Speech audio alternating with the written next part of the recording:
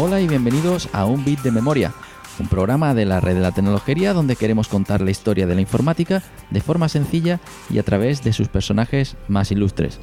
Os habla Pablo Trinidad, profesor de la Escuela de Informática de la Universidad de Sevilla. En este episodio conoceremos a Leslie Lamport, uno de los personajes más influyentes en el campo de la concurrencia y sistemas distribuidos. Para ello, vamos a contar de nuevo con la inestimable presencia del Dr. Manuel Carro, profesor de la Universidad Politécnica de Madrid y director del Instituto Indea Software, y reincidente en nuestro programa. ¿Qué tal, Manuel? Muy bien, Pablo. Muchas gracias por invitarme de nuevo. Fue un placer la primera vez y estoy seguro de que será un placer la segunda y, si puede ser, que sean muchas más. Sí, desde luego tenía ganas de volver a grabar contigo. Fue un programa que disfrutamos bastante y espero que esta vez pues tenemos el listón alto, por lo menos, que nos quedemos cerquita. Tenemos el listón alto, bueno, muchas gracias por decirme eso, pero yo creo que en este caso tenemos el listón especialmente alto porque, como te comentaba antes del programa, Leslie Lamport es una persona excepcional. Realmente yo le llamaría un genio por varias razones. Y he hecho tantas cosas que son relativamente poco conocidas fuera de su campo y que son tan profundas y que a veces parecen milagrosas, pero a las que hay unas soluciones tan simples que intentar comunicarlas y hacerlas asequibles, bueno, es una labor difícil, pero bueno, lo intentaremos entre tú y yo. Sí, es un reto porque además buscando información sobre este personaje hay que escarbar mucho, ¿no? Hay que profundizar y leer. Pues sí, efectivamente. Parece ser que es alguien que seguro que tiene anécdotas en su vida y momentos curiosos, pero parece que no hay muchos disponibles en la red. Así que me da la impresión de que este podcast va a ser ligeramente técnico, pero lo cierto es que los campos en los que ha trabajado Leslie Lamport, aún desde el punto de vista técnico, tienen unos resultados tan antiintuitivos a veces y tan sorprendentes que yo creo que lograremos captar la atención de los oyentes y yo creo que todos saldremos sabiendo un poquito más. Estupendo. Pues bueno, pues vamos a comenzar por conocer el reconocimiento que este hombre obtuvo en el año 2013 con el premio Turing, que literalmente dice: por sus contribuciones fundamentales a la teoría y la práctica de los sistemas distribuidos y concurrentes, en particular la invención de conceptos tales como la causalidad y los relojes lógicos, las propiedades de seguridad y viveza, las máquinas de estado replicadas y la consistencia secuencial. La mayoría de vosotros estaréis ojipláticos y habréis escuchado un montón de palabrotas que vamos a intentar descifrar, comenzando por el principio, que empieza todo en Nueva York en el año 41, donde nació Leslie B. Lamport.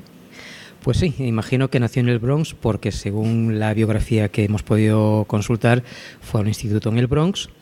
Y a partir de ahí, bueno, los datos que hay fácilmente disponibles es que estudió la carrera de matemáticas en el MIT y la acabó en el 60, y si uno hace las cuentas del 41 al 60, van 19 años. Así que Leslie Lamport, queridos amigos, acabó la carrera de matemáticas en el MIT a los 19 años. Y eso ya pinta muy alto. Eso sí. Hay algo especial en esa persona. Sí, hemos comprobado a ver si era alguna errata, pero no sabemos qué anécdota hay detrás de eso, pero ya sabemos que tenemos a un personaje con una cabeza pues ciertamente privilegiada. Efectivamente.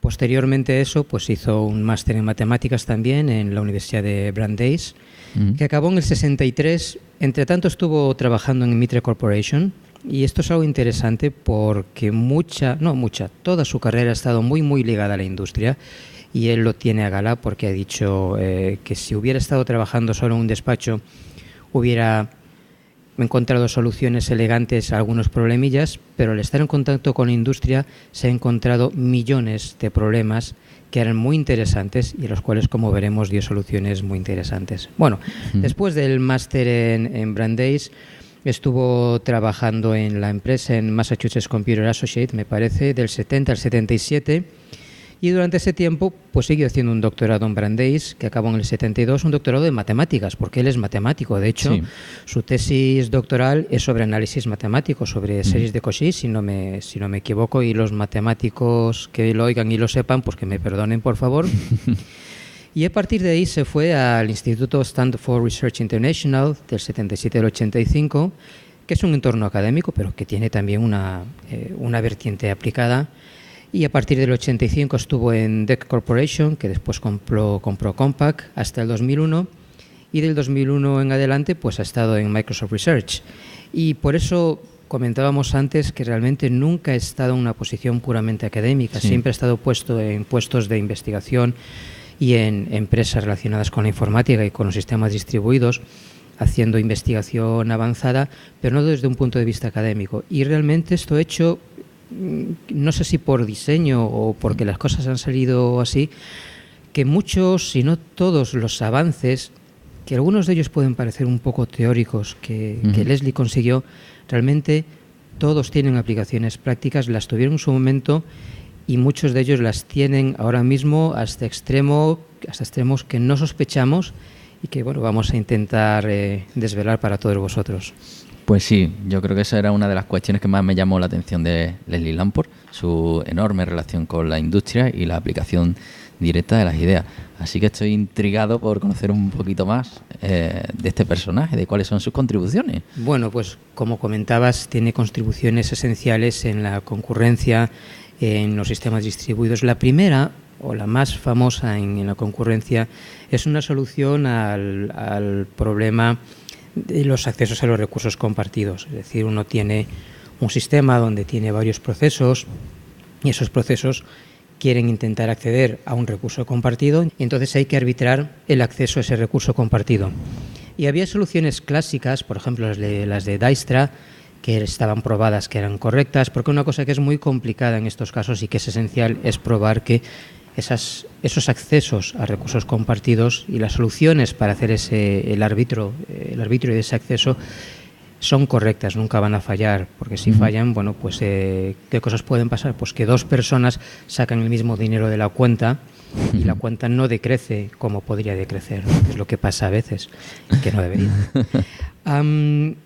Las soluciones de Dijkstra, por ejemplo, se apoyaban en una idea que es la existencia a algún nivel dentro de la máquina de operaciones atómicas. Y voy a poner un ejemplo.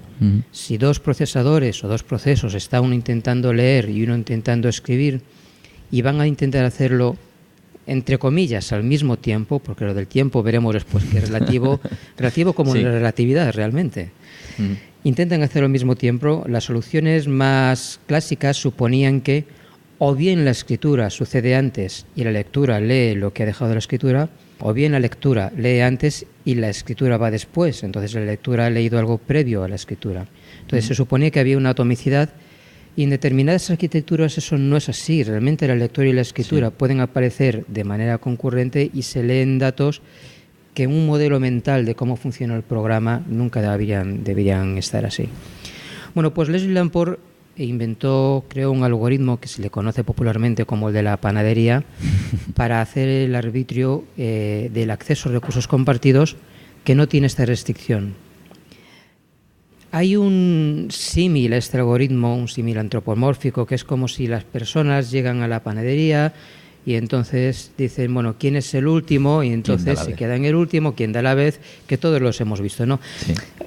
Personalmente, y esto ya es una cuestión personal, los símiles antropomórficos están bien para dar una intuición, pero no están bien porque no comunican toda la complejidad del problema, porque nosotros como personas, si encontramos una situación en la cual no tenemos nada definido, intentamos saber qué es lo que hay que hacer y qué es lo más razonable. Y en el caso de la panadería, que uno puede decir, pues qué tontería de algoritmo, porque esto lo hago yo todos los días y ya lo hacía mi abuela.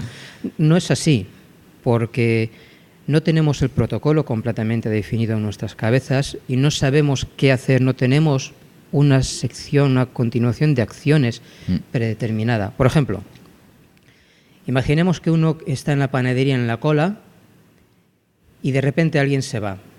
Entonces, si uno está mirando al anterior para saber cuándo le toca, cuando le toca a la persona que se ha ido, ¿qué le pasa con el sistema? Se queda quieto. Claro. Si no tenemos más esa idea de quién es el que está delante de mí, el sistema se quedaría quieto. Y eso no lo hacemos los humanos, pero eso tienes que ponerlo en un ordenador, eso es que especificar qué es lo que sucede. Y también hay quien puede coger ese ticket y colarse, ¿no? Es decir, si nos ponemos en el mundo real, hay posibles escenarios que se desvían de ese protocolo limpio, ¿no? Efectivamente. Nosotros en una panadería pues intentaríamos ver cuál es el motivo de por qué estamos haciendo eso, hablar entre nosotros e inventarnos un protocolo. Y por eso a veces ocurren unas discusiones que ocurren en la cola de la panadería, que hay que tener en cuenta que también ocurren. Y la gente se enfada en la cola de la panadería y no queremos que eso pase con los procesos. Por eso hay que definirlo todo exactamente. Y esa definición te lleva a muchos casos particulares, a muchos casos en qué sucede si un proceso, pongamos por caso, uno puede decir, pues en el caso de la panadería, si me voy, el señor que se va dice, oiga, yo me voy, el que esté detrás de mí, que sepa que el siguiente es este. Sí, pero si ese señor se muere ahí mismo, ¿qué es lo que le pasa a los procesos? Los procesos van y se mueren. O si resulta que el que se va es justo el que estaba siendo atendido y se va en el momento de ser atendido. Todo eso lo contempla el protocolo de la panadería de Leslie Lamport de una manera que uno lo ve y no hay casos especiales. Es todo homogéneo. Todos hacen siempre lo mismo. Los procesos pueden morirse en el intento de adquirir su sitio, pueden irse y no sucede nada.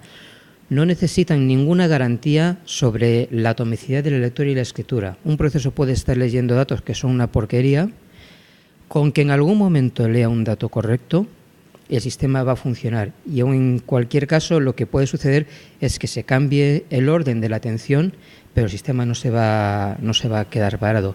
Y no solo eso, de ese protocolo se pueden extraer datos adicionales. Por ejemplo, con los datos que tiene ese protocolo, el protocolo de la panadería, en un momento determinado el panadero puede decir, a ver, ¿cuántos procesos hay esperando?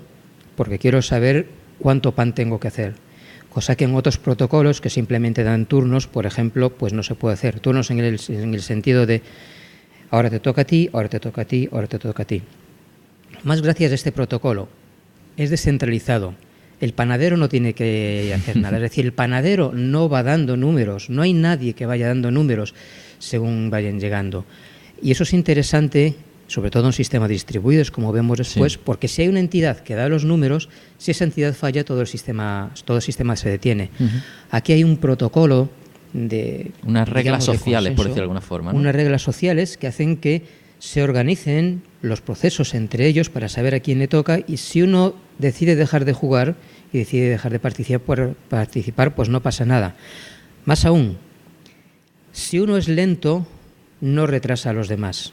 Es decir, si uno es lento en el momento de decir yo soy el último, yo soy el primero, de responder, puede que ese se quede relegado hacia más atrás, que es lo que debe pasar, pero el sistema no se para, el sistema no se detiene, el sistema continúa. Y esas son todas propiedades que, como veremos, son esenciales para los sistemas distribuidos. No lo son tanto para un sistema de memoria compartida, centralizado, porque tienes determinadas garantías de qué sucede con los procesos, pero son esenciales en los sistemas distribuidos. Y de hecho, una de las cosas que así a grandes rasgos se puede ver en el trabajo de Lamport es como el paso de una idea de procesos y de memoria centralizada, cuando va relajando las suposiciones de cómo funciona la memoria, poco a poco se va convirtiendo en un sistema distribuido, que es lo que son los multiprocesadores hoy en día, que se parecen mucho más a un sistema distribuido que lo que era un sistema centralizado clásico. Este protocolo, el de la panadería, que no sé si toda la gente estudia en concurrencia, pero deberían estudiarlo, es una de esas joyas de las que Leslie Lamport dijo: durante 2 años todo lo que se ve de concurrencia lo aprendí estudiando este protocolo. Porque realmente tiene muchas posibilidades y es un poco, pues, como se dice, como el cerdo, ¿no? Que se aprovecha todo, como el algoritmo del simplex, más bien, que cualquier variable del algoritmo del simplex tiene un significado y sirve para algo. Sí, además desde el punto de vista de diseño de producto, es ese 10% que siempre que cronifica, ¿no? Es decir, cuando te tiras el 10% del problema y me lleva el 90% del tiempo. Son ese tipo de problemas que vas viendo cómo se le va sacando punta y demás, que incluso para el diseño de productos a mí me inspira bastante. Sí. Efectivamente. Mencionabas antes también, y ya saltando otra de las contribuciones de Leslie Lamport, la consistencia secuencial. Bueno, la consistencia secuencial, para entenderla hay que entender un poquito cómo funciona la memoria de los sistemas actuales y cómo funcionan también los sistemas distribuidos.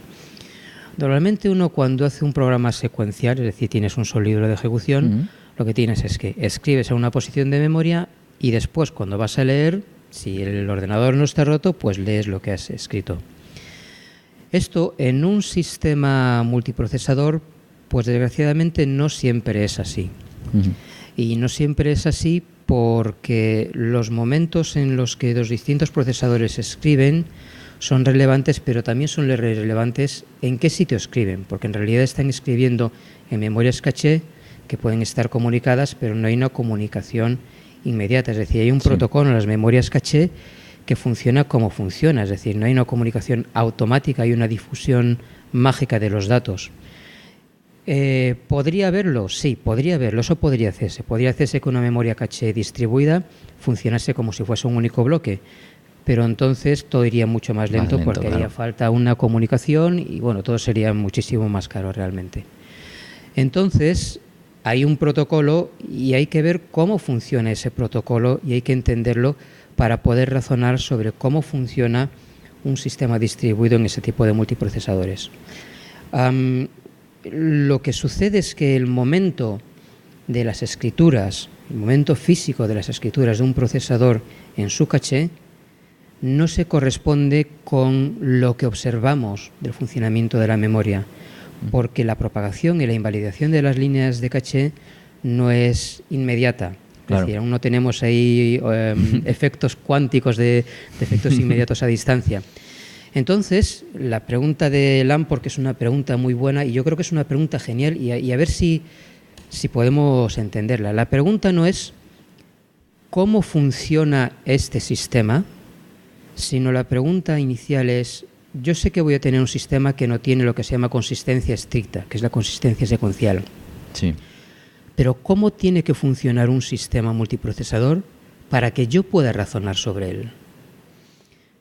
Claro, es decir, que ese procesador, digamos, que funcione, digamos, sabemos que va a haber casos que son propensos a errores y en lugar de evitarlos tenemos que intentar hacer un diseño que coexista con ellos, por decirlo de alguna forma. Bueno, no son tantos errores como, o sea, lo de los errores es un...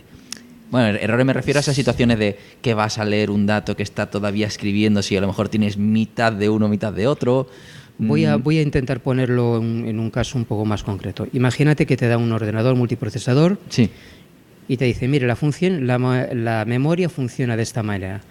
Tú escribes aquí y luego en algún momento esto aparece en el otro sitio y lo ve el otro procesador y la memoria de caché se distribuyen los datos, se ponen todos de acuerdo, etcétera, etcétera. Entonces tú miras el funcionamiento de la memoria en ese ordenador y dices, es que con esta manera de funcionar yo no puedo hacer nada, porque yo tengo dos procesos que están atacando variables compartidas de las que hay copias invalidadas o no en distintas cachés, y con la forma en la que me dices que funciona, yo no puedo razonar, no puedo saber qué es lo que va a pasar porque no tengo ninguna garantía que me permita decir cómo diseñar un programa, que me permita asegurar que un diseño determinado de un programa va a hacer lo que yo quiero que suceda.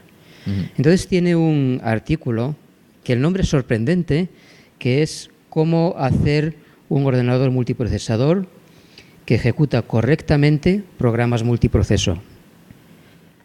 Y vamos a entenderlo, porque mi experiencia con Leslie Lamport es que cuando escribe algo, lo que quiere decir es exactamente lo que escribe. No son metáforas. Pero hay que analizarlo bien. Efectivamente, hay que analizarlo muy bien. No hay que... El mensaje, el título del artículo no es cómo escribir programas bien para un multiprocesador, no. Sino cómo hacer que un multiprocesador pueda ejecutar correctamente programas multiproceso. O sea, qué características mínimas debe tener un multiprocesador para que yo, desde el punto de vista del software, pueda tener unas garantías de ejecución mínimas que me permitan razonar. Claro, es decir, que al final que sea en cierta forma determinista, es decir, que yo ejecute dos veces lo mismo y obtenga el mismo resultado. Pues ni siquiera. Ni siquiera. Ni siquiera eso, no tiene por qué ser determinista. lo que puso Leslie Lamport es un requisito sobre el funcionamiento observable del ordenador. Sí. Y la arquitectura tiene que garantizar este funcionamiento observable. Uh-huh. Y si la arquitectura me garantiza ese funcionamiento observable, que es más relajado que el secuencial, uh-huh, entonces yo tengo herramientas con las cuales razonar sobre un programa, sobre lo que puedo hacer y asegurarme que un programa determinado hace lo que quiero hacer. Y eso es lo que se llama la consistencia secuencial, que voy a decirlo y a ver si se me entiende. Yo tengo n procesos, pero pongamos 2 procesos que están haciendo lecturas y escrituras. Uh-huh. Entonces, cualquier funcionamiento, cualquier ejecución observable en un ordenador debe corresponderse con alguna ejecución secuencial donde entrelazo lecturas y escrituras respetando el orden interno de cada proceso. Es decir, si un proceso lee, escribe, lee, esa secuencia tiene que aparecer en una ordenación de todas las órdenes de todos los procesos, pero a lo mejor, aunque físicamente un proceso escribe antes que otro proceso, físicamente, lo que aparece en la memoria es que la escritura, los datos del proceso que escribió antes son los que quedan en lugar de los que escribió físicamente después, porque de alguna manera se han reorganizado, pero no importa, hay una ordenación de secuencias, hay una ordenación de órdenes, hay una secuenciación de órdenes donde el que físicamente escribió antes aparece escribiendo después, siempre y cuando se respeten las órdenes de cada uno de los procesos. Efectivamente, entonces en ese caso, nosotros como diseñadores de programa sabemos que lo que viene antes se ejecuta antes que lo que viene después. Sí, pero dentro de un proceso determinado. Exacto, dentro de un proceso. Entonces, entre los otros no sabes nada. Entonces ahí, si quieres sincronización, necesitas sincronización. Claro. Pero lo que te tiene que asegurar el ordenador es que cualquier resultado que veas tiene que ser el producto de alguna ordenación de las distintas órdenes de los distintos procesos que respete la ordenación propia de cada proceso. Efectivamente. Entonces, eso lo que nos permite es, por ejemplo, cuando nosotros diseñamos cualquier tipo de programa, pues nosotros sabemos el orden en el que queremos que se ejecuten nuestras instrucciones, pero no vamos a tener nunca la garantía de qué otros procesos se van a estar ejecutando en nuestro equipo, ¿vale? Pero si como diseñadores tuviéramos que conocer todas las máquinas que se está ejecutando, que hay en esa memoria y demás, pues sería inabordable diseñar un software, porque aquí cada equipo es de su padre y de su madre, ¿no? Efectivamente. Pues este artículo al que me refería, que es... de este artículo salieron muchas cosas. Salió la idea de consistencia secuencial, que después se transformó en lo que se llama no sé cómo traducirlo en español, en inglés sería algo así como linearizabilidad o serialidad, algo así. La propiedad de que algo se convierte en lineal, ¿vale? Sí. Algo que se puede hacer lineal. Este es un artículo de una hoja. Muy lineal. Va de la página 690 a la 691 y empieza con un ejemplo y dice, para que se pueda razonar sobre este ejemplo, lo que tenemos que hacer es cumplir requisito 1 y requisito 2.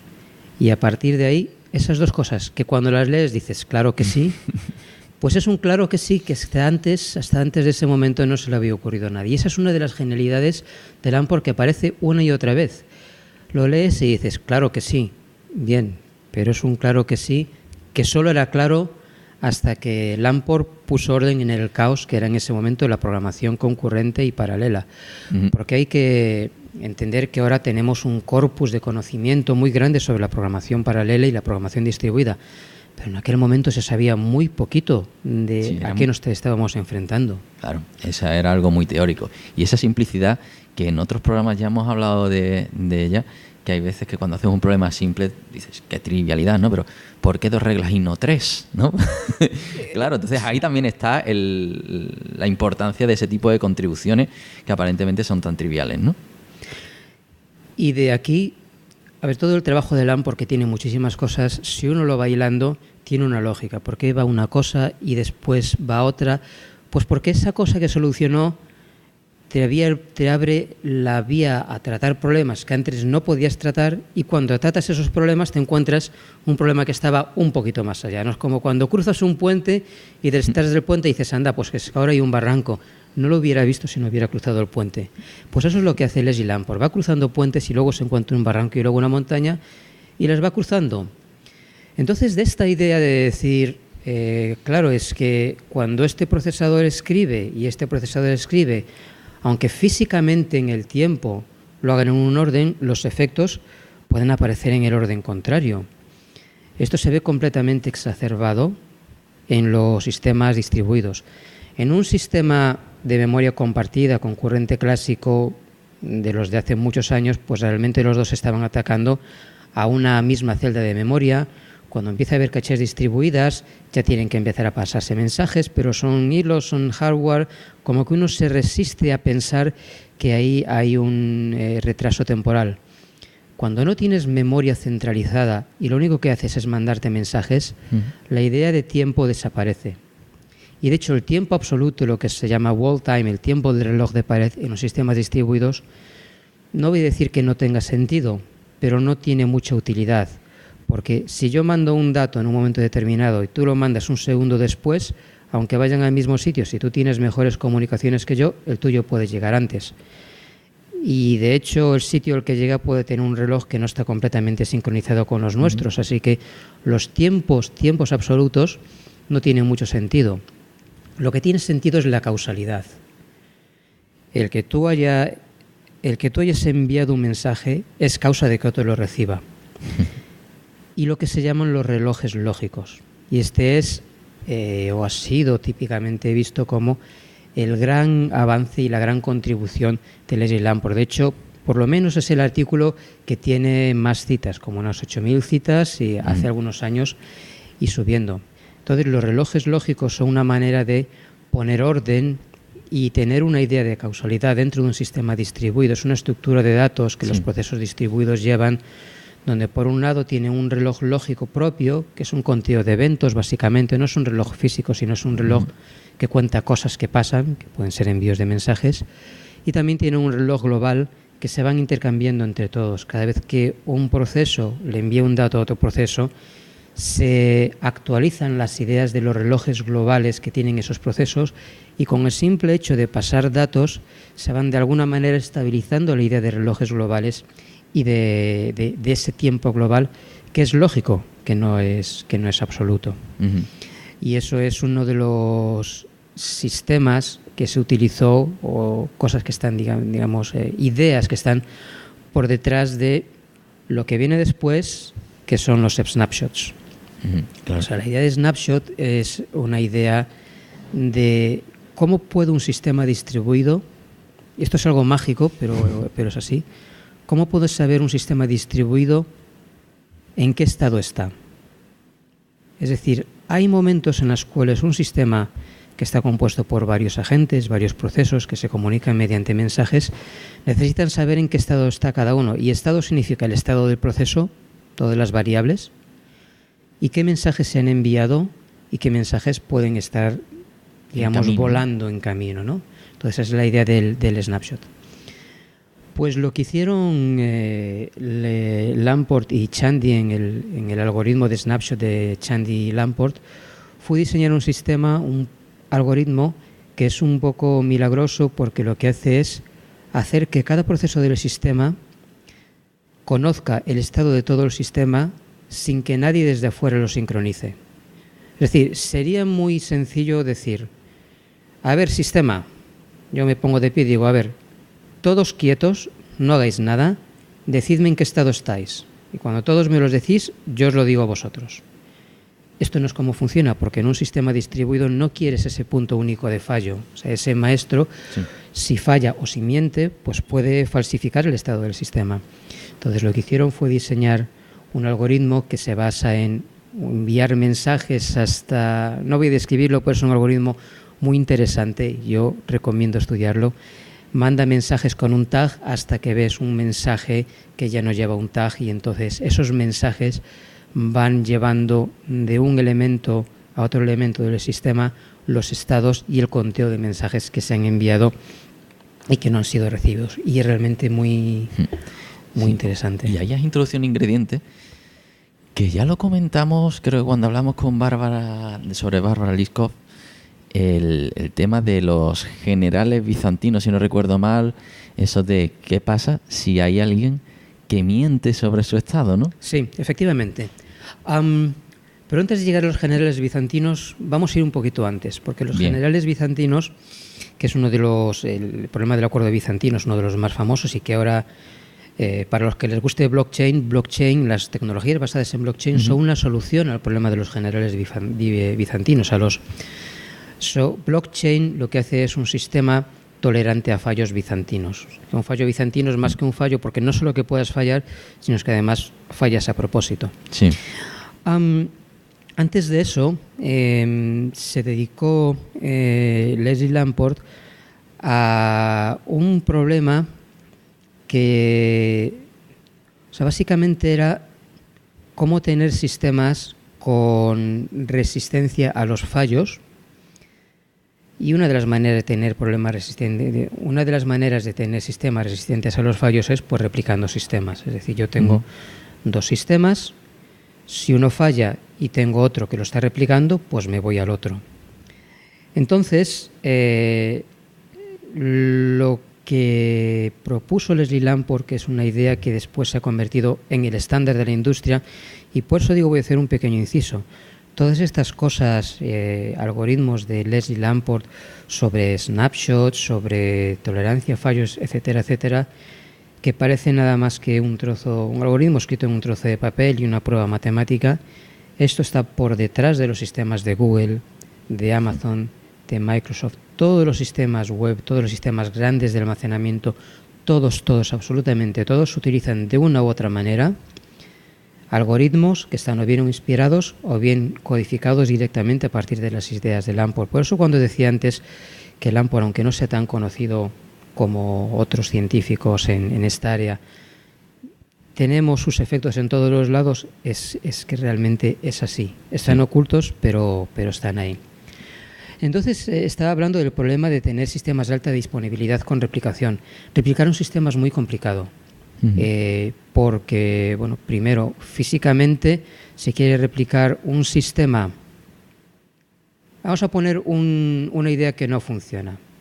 Yo tengo un servidor y quiero que ese servidor siempre funcione. Y entonces lo que hago es que tengo otro que lo replica. Y entonces cada hora paro primero, hago una copia y entonces pues lo voy replicando. Bueno, cualquiera que tenga 2 dedos de cabeza dice no lo está replicando. Primero, porque quieres un sistema que esté funcionando continuamente, que no para. Y lo primero que haces es parar un servidor para replicarlo. Y después lo replicas, pero tienes una réplica de hace una hora. Así que eso no funciona. La idea sencillísima de Lamport es decir, bueno, lo que vamos a hacer es que un sistema va a estar sirviendo cosas, va a estar sirviendo peticiones, y al otro sistema le vamos a hacer llegar exactamente las mismas. Y cuando digo el otro sistema, puede ser otro, o pueden ser 15, o puede ser 20, y luego nos meteremos en cuántos hacen falta. Que esta es una contribución exquisita de Lamport. Claro, es decir, que no podemos tener el sistema apagado, que era lo que... Efectivamente, no, por supuesto. Y esto dio lugar a una teoría que se llama la teoría de réplica de máquinas de estados. Y la teoría es muy sencilla en el fondo, conceptualmente sencilla. Yo tengo un sistema, un ordenador que puedo modelizar como una máquina de estados. Pues a otro sistema que quiero que replique, lo que tengo que hacer es asegurar que tiene los mismos estados y que le llegan las mismas entradas para que pueda hacer las mismas transiciones. Esto, dicho así, suena sencillo, pero en la práctica, cuando tienes decenas de servidores que están trabajando sobre bases de datos distribuidas, que se están intercambiando mensajes, que a veces se pueden perder, a veces se pueden retrasar, todos los detalles se convierten en muy complicados. Bueno, las SMR, las State Machine Replication de Lamport, lo que hace es ver todos esos escenarios y ver cómo se pueden solventar todos esos problemas. Claro, entonces volvemos un poco a eso que veíamos con el tema del panadero, que inicialmente tú puedes decir, esto es una tontería, sí, es copiar todo y repartirlo, pero empiezan a aparecer esos detalles de y si falla, si ocurre, que acaban complicando el problema.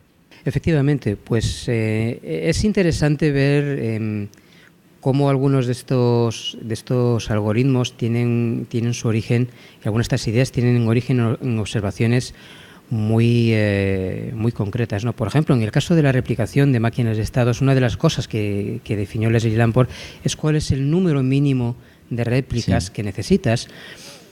Y el argumento es muy sencillo. Imaginemos que tenemos dos máquinas y queremos recuperarnos de un fallo. Si hay una discordancia entre las máquinas, no sabes cuál ha fallado. Claro. Entonces las máquinas no son suficientes, necesitas como mínimo 3. Y de hecho lo que demuestra Leslie Lamport es que con la idea de máquinas de estado, no sé si llamarle replicantes porque suena alienígenas, replicación de máquinas de estado, para poder recuperarte de un número de fallos necesitas el doble número de máquinas más 1 para que puedas estar seguro de que en una votación o un examen de cuáles son correctas y cuáles no haya al menos la mitad más 1 de máquinas que están bien. Si tienes un fallo más de los que permites, entonces ya no puedes estar seguro.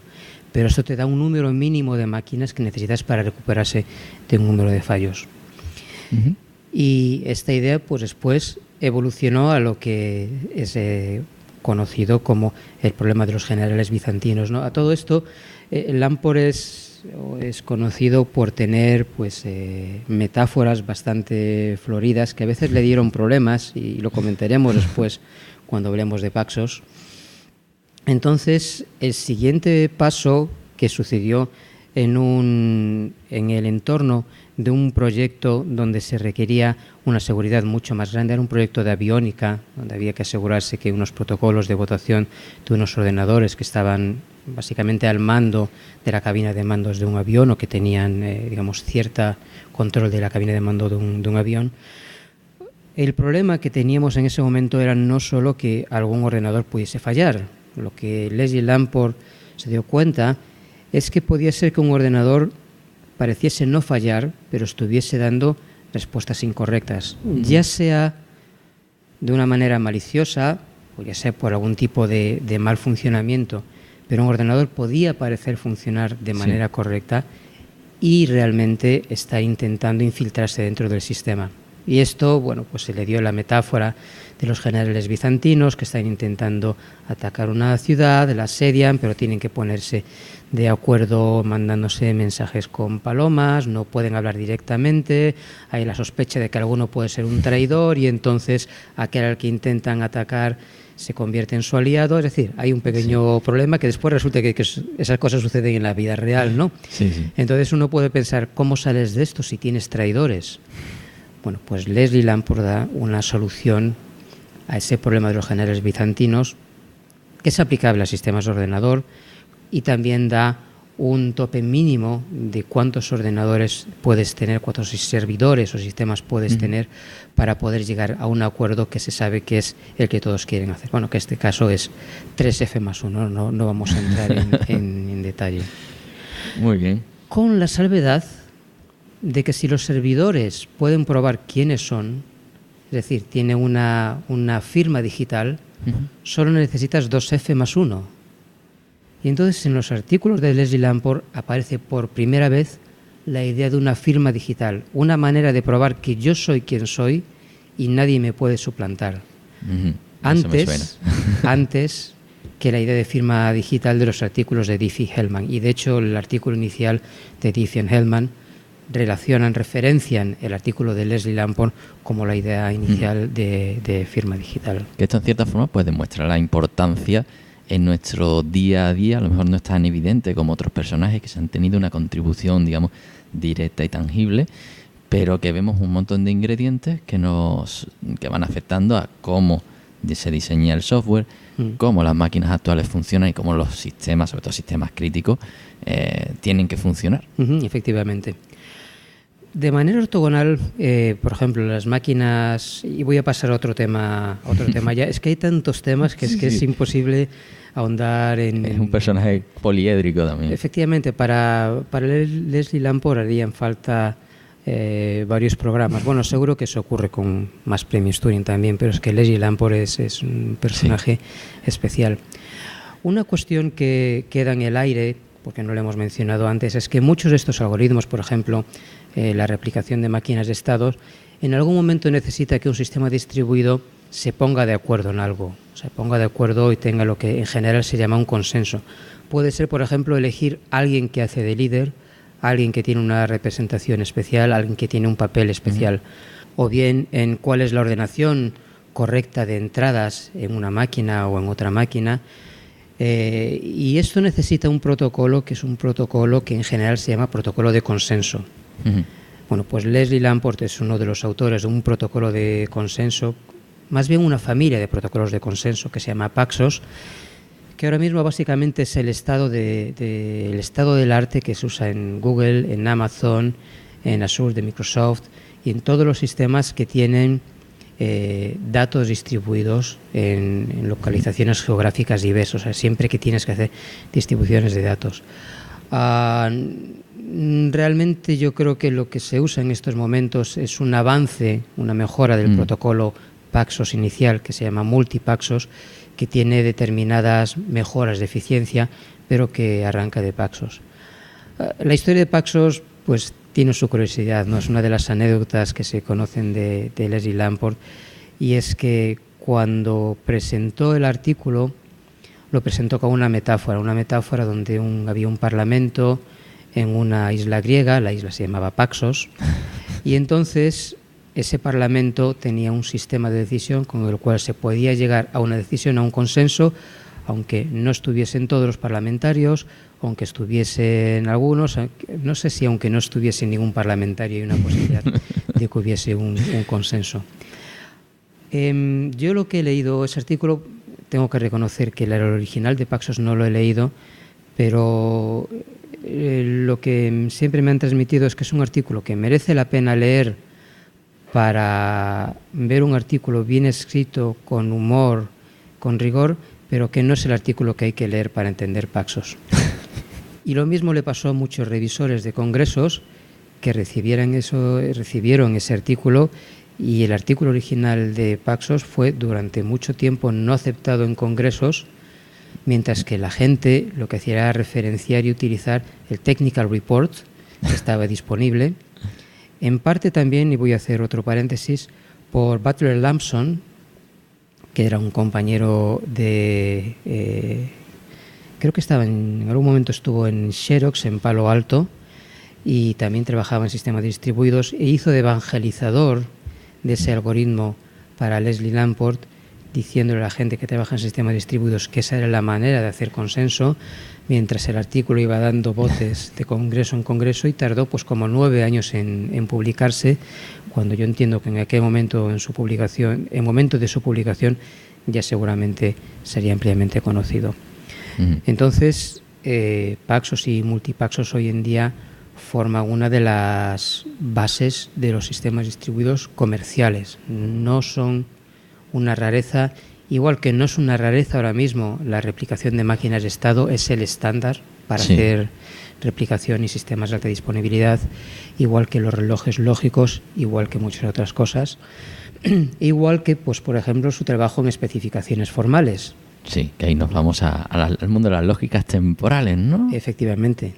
Apasionante. Entonces, pues sí, Leslie Lamport también acabó de una manera lógica en la especificación de sistemas concurrentes, diseñando una lógica temporal, que es la lógica temporal de acciones, TLA, un sucesor que se llama TLA+, TLA+, que lo que hace es pues describir acciones utilizando una lógica temporal. Bueno, para aquellos que quizá no están familiarizados, pues una lógica temporal es una lógica que tiene su semántica y sus reglas de deducción, etcétera, etcétera, pero que tiene implícita la idea de tiempo y la idea de qué cosas ocurren antes y qué cosas ocurren después y qué cosas ocurren en algún momento. Más de orden temporal, más que de tiempo absoluto, que eso ya lo habíamos discutido antes, el orden, que es lo relevante, ¿no? Que eso es tal vez lo importante de este tipo de lógica, que lo relevante para representar este conocimiento es el orden en el que suceden las cosas, ¿no? Efectivamente. Por poner ponerlo en comparación con la lógica normal, digamos, todas las lógicas son normales, ¿no? Con la lógica formal de primer orden, los cuantificadores en la lógica de primer orden te dicen, pues para todo X esto ocurre, ¿no? Para todo X, mortal de X. ¿No? Suponiendo, bueno, no sé. Eso no es así. Por ponerlo en comparación con la lógica habitual, la lógica clásica de primer orden, la lógica de primer orden tiene cuantificadores como el para todo X, donde dices, pues para todo X, P de X. Significa que todos los elementos de mi universo cumplen la propiedad P, o existe algún X tal que P de X, todos los elementos, no, perdón, algún elemento de mi universo cumple la propiedad P. Por ejemplo, todos los hombres son mortales, pues para todo X, si hombre de X, entonces mortal de X, ¿no? Y Sócrates es hombre, entonces Sócrates es mortal. En la lógica temporal hay cuantificadores que hablan del tiempo. Entonces se dice, en algún momento esta propiedad se cumple, o en todos momentos esta propiedad se cumple. Y eso se corresponde muy bien con propiedades de seguridad, donde queremos que esto suceda siempre, propiedades de vivacidad o de viveza, lo que se llama aliveness, donde decimos, queremos que esto se cumpla en algún momento del tiempo. Entonces, no es solamente el poder escribir propiedades temporales de una manera no ambigua, que te lo da la semántica de la lógica, sino poder razonar con ellas y poder comprobar si se cumplen o no en una especificación de un sistema. Y para esto hay varios sistemas, uno de ellos es TLA y TLA+, donde puedes especificar las propiedades de un sistema, el comportamiento de las acciones de un sistema, y hay un programa que es el TLC, que es un model checker que admite especificaciones escritas en TLA+, y es capaz de decidir si esas especificaciones, si determinadas propiedades se cumplen o no en esas especificaciones. Claro, que aquí entramos además en ese mundo a lo mejor desconocido para algunos, que es el de los métodos formales, ¿no? Efectivamente. En el que es súper importante el comprobar determinadas propiedades, sobre todo en sistemas críticos, ¿no? Entonces, para eso lo que hacemos es definirlas en un lenguaje, como es esta lógica, que luego nos permite comprobar que esas implementaciones que nosotros tengamos y hagamos, que son personas al final las que están trabajando detrás, que se cumplen, y entonces ahí comprobamos esas propiedades contra los sistemas reales, ¿no? Sí, efectivamente. Los métodos formales que dentro de la informática, pues durante un cierto tiempo estuvieron en una especie de frío invierno, sí. Pero que yo creo que por fortuna están siendo cada vez más adoptados dentro de la industria. Bueno, por varias razones, ¿no? Por una razón, cada vez están más maduros y cada vez están más potentes y más próximos al ingeniero de software. Es decir, las herramientas son mejores, se sabe mejor qué es lo que hay que hacer, se sabe mejor qué propiedades son interesantes y qué métodos de solución o de inferencia son más productivos. Pero por otro lado también se van volviendo más necesarios, porque hay un momento en el software, en la creación del software, donde desgraciadamente la capacidad humana se queda corta. No porque no seamos capaces de hacer lo que hace una máquina, porque somos capaces de hacer. Es decir, yo puedo sumar números de 2 cifras, y de 3, y de 1000 cifras, y de 1.000.000 de cifras. Puedo hacerlo, me siento y lo hago. Para una máquina lo hace más rápido que yo y con menos errores porque no se cansa. Lo que hace un método formal, al fin y al cabo, es una serie de pasos mecánicos. ¿Lo puede hacer una persona? Sí. ¿Quieres que lo haga una persona? No. Y hay determinados momentos, hay un paso en la complejidad del software donde la complejidad es tan grande que la intuición nos falla y la mecanización nos queda demasiado grandes para las escalas de tiempo y la velocidad en las que trabajamos. Así que esa mecanización la pasamos a aparatos mecánicos que son rápidos, que son máquinas.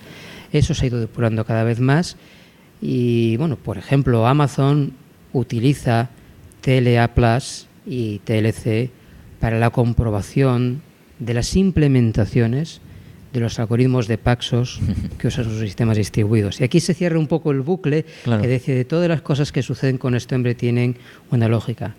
Crea Paxos, prueba la corrección del algoritmo escrito en papel, luego las implementaciones son mucho más complicadas porque tiene que tener en cuenta muchos más detalles y ahí te pueden aparecer problemas. Y también es posible que una implementación determinada tenga que desviarse ligeramente del algoritmo en papel por cuestiones técnicas o cualquier otro tipo de cuestión. Pues por una serie de carambolas que tampoco es necesario ponernos aquí a decirlas, en Amazon empezaron a utilizar TLA para escribir las especificaciones. Realmente lo vendieron internamente de otra manera, no lo vendieron como una manera de especificar un programa, sino como una manera de escribir un programa con una versión de TLA que se parece mucho a un lenguaje de programación, sino que lo vendieron internamente a sus ingenieros como una manera de escribir un programa que tiene un compilador muy listo que te permite decir si ese programa está bien o no. Que es una manera de verlo y que en cierto sentido es uno de los objetivos de los métodos formales desde siempre, tener el compilador que te comprueba el programa directamente. Claro, entonces entramos en ese universo de la QA, de la garantía de calidad, donde hay muchas posibles estrategias y aquí estamos ante, efectivamente, problemas muy complejos que las personas no pueden abordar de una forma manual y entonces necesitamos al final automatizarlos también. Y entramos otra vez a decir, cuando usas Amazon, estás usando el algoritmo de Paxos, no lo estás usando, pero está por detrás, hace que todo funcione. Y estás usando TLA. También cuando usas una Xbox. La Xbox 360 original tenía un diseño de hardware propio de Microsoft y estaba mal hecho. Había problemas en la coherencia interna y lo descubrieron modelizándolo con TLA y probando que había determinados cosas que tenían que solucionar. Imagino que las solucionaron y que las vendieron, pues estaban bien. Muy bien.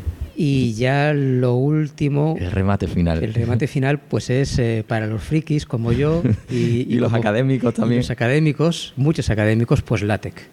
Es una de las contribuciones que muchos académicos, no solo en informática, sino también en física, en matemáticas y en la Oficina Española de Patentes, es LaTeX.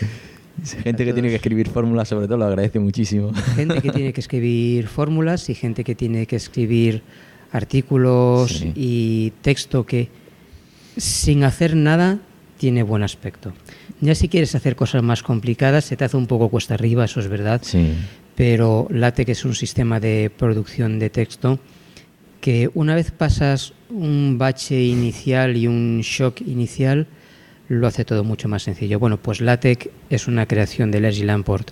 Aquí hay que dar un par de pinceladas. LaTeX es una serie de macros que después se compilan a un lenguaje que se llama TeX, que creó Donald Knuth, que es otro de los premios Turing, como todos sabemos. Pero el diseño de esa serie de macros hace que no tengamos que utilizar TeX, que es bastante más arduo y de bastante más bajo nivel. Pues LaTeX ha estado funcionando con evoluciones, porque ha habido versiones y revisiones diferentes durante quizá 30 años, 40 años. Yo recuerdo LaTeX de cuando empezaba el doctorado y debe ser pues hace 30, 35 años y ha seguido con esencialmente muy pocos cambios. Es decir, la filosofía era la correcta y no ha cambiado mucho. Exacto. Y todos lo utilizamos, bueno, no todos, pero muchos lo utilizamos y yo particularmente no cambio LaTeX por nada. Efectivamente, es una de las herramientas que una vez que supera esa curva, la inversión merece la pena. Pues sobre todo para documentos grandes. Efectivamente, sobre todo para documentos grandes y para hacer cosas paramétricas y para reutilizar. Es una de las cosas que le digo a la gente que dice que LaTeX es muy raro. ¿Y por qué? Yo tengo documentos de 1992 que siguen compilando en LaTeX. No conozco a nadie que tenga un doc de 1992 que aún se pueda abrir.